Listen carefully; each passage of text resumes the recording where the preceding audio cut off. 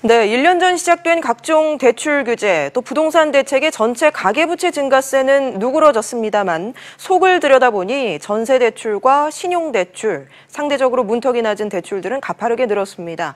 금융당국도 가계부채 전체가 아니라 금융업권별 그리고 대출 유형별로 나누어 대응하겠다고 밝혔습니다. 이 문제에 대해선 강예지 기자 또 곽수종 경제평론가 두 분과 얘기 나눠보겠습니다. 어서 오세요. 네. 먼저 강 기자, 오늘 최종구 금융위원장이 신용대출, 전세대출, 또 자영업대출을 겨냥해서 핀셋 대응이라는 표현을 썼거든요. 어떤 의미로 보면 됩니까? 네, 가계부채를 세분화해서 대응하겠다라는 얘기인데요. 말씀하신 대로 오늘 최종구 금융위원장이 전세자금대출, 신용대출, 그리고 개인 사업자 대출 세 가지를 리스크 요인으로 꼽았습니다. 지난해 파리 부동산 대책, 또 가계부채 종합대책 등으로 대출 규제가 많이 강화됐는데요.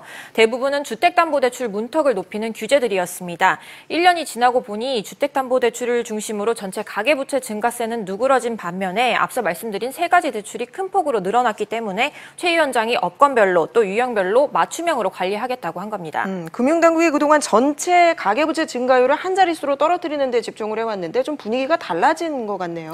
네, 그동안과는 달리 직접 가계부채 풍선 효과를 지적한 점이 눈에 띕니다. 금융위원장이 오늘 규제 회피 목적으로 신용대출을 취급하는 영업행태를 각별히 관리하겠다라고 꽤나 구체적으로 밝혔습니다. 이 신용대출의 경우 변동금리부 대출 비중이 높은데요.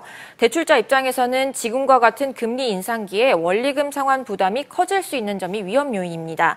그 때문에 금융당국도 이 점을 주시하고 있는 것으로 보입니다. 주택담보대출은 좀 누그러졌지만 신용대출, 자영업대출은 늘고 있는데 이게 우리 경제에 어떤 영향을 줄까요?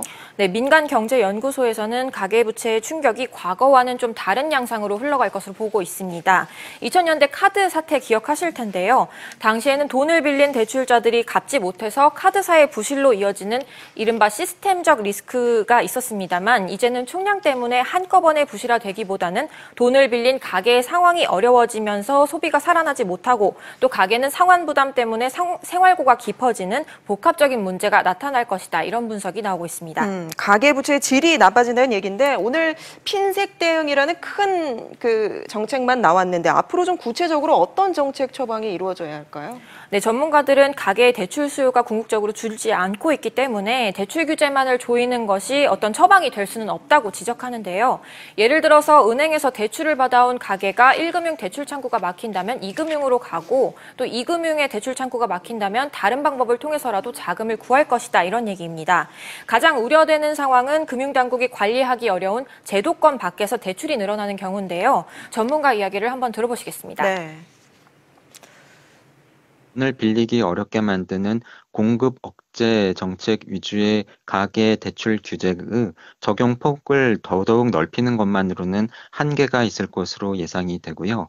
다양한 수요에서 나오고 있는 가계의 대출 수요 자체를 줄이기 위한 보다 더 종합적이고 다각적인 대책이 필요한 것으로 판단됩니다.